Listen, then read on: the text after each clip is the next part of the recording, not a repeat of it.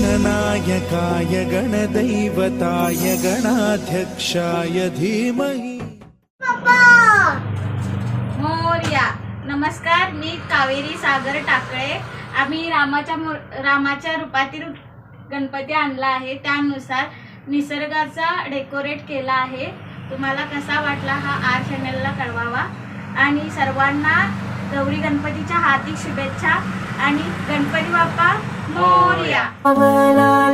आले बाप्पा शेंदूर मस्तकी लावून टिया सोन पावलाने आले बाप्पा शेंदूर मस्तकी लावून टिया.